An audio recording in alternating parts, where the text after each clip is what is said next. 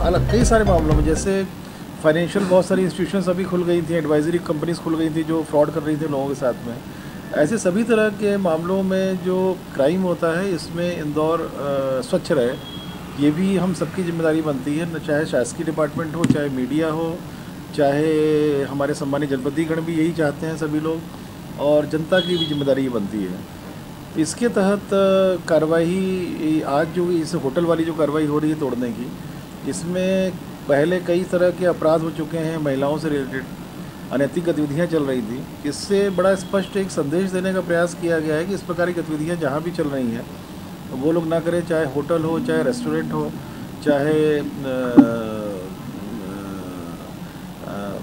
कोई भी इंस्टीट्यूशंस हो जहाँ पर कि इस प्रकार की पब्लिक मूवमेंट्स होते हैं, वहाँ किसी प्रकार की इस तरह की अनैतिक गतिविधियाँ नहीं होनी चाहिए। कोई क्राइम नहीं होना चाहिए। क्राइम भी कहीं होगा, और अगर वो निर्माण में कोई भी अवैध पाया जाता है तो ये माना जाता है कि अवैध जो इलीगल एक्टिविटीज़ से कमाए हुए धन से सब चीज़ें बनी हैं, वो इलीगल कंस्ट्रक्शंस किए गए हैं, तो उसमें भी कार्रवाई की जाएगी। तो बेसिकली हर क्षेत्र में, चाहे लैंड आपने बोला, लैंड माफियाज में भी जो वर्ड होता है, बेसिकली इसमें प्लेयर्स रहते हैं, रियल एस्टेट के प्लेयर, जो नियमों के ग्रे एरियाज को धार बना करके ऐसी चीज़ें करते हैं कि जनता से पैसे ले लेते हैं और फिर जनता को रिस्पॉन्ड नहीं करते हैं।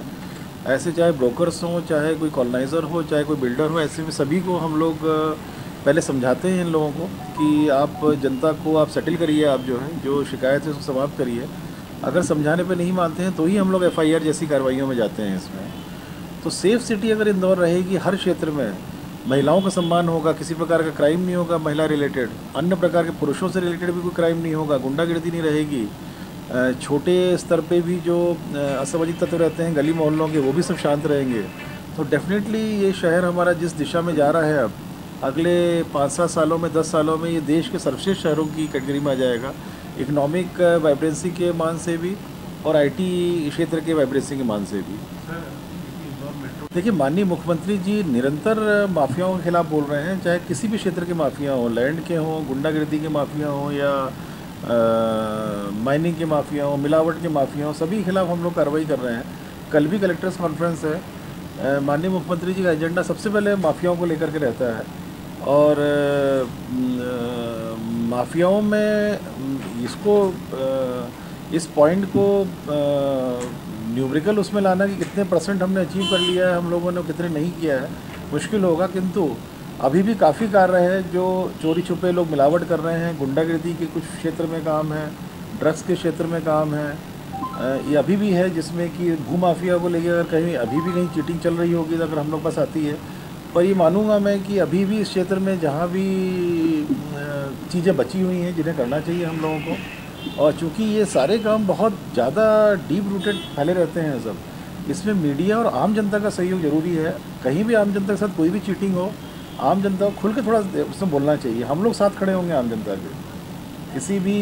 प्रेशर, क्योंकि इसमें सीएम साहब जब भी इंदौर का रिव्यू करते हैं, उनका केवल एक विषय रहता है, जनता खुश है कि नहीं खुश है। उनका एक ही ध्येय रहता है, जनता खुश है कि नहीं। अगर हम लोग किसी कार्रवाई के लिए जब बोलते भी हैं तो उनका सीधे क्वेश्चन रहता है कि जनता पे क्या इसका पॉजिटिव इम्पैक्ट पड़ेगा। तो जब प्रदेश के मुखिया को का हर कार्य, हर ओरिएंटेशन जनता को लेकर के है, जनता की खुशी को, जनता के सेटिस्फेक्शन को और कंफर्ट को लेकर के है, तो डेफिनेटली इसमें जनता को भी बड़ा निडर होना चाहिए। जनता को कहीं भी कोई गलत हो रहा है उनके साथ में, कोई नॉन ऑफिशियल कर रहा है या कोई ऑफिशियल भी कर रहा है, तो उसे खुल के उनकी खिलाफत करनी चाहिए जनता को। सर, मेट्रो सिटीज़ के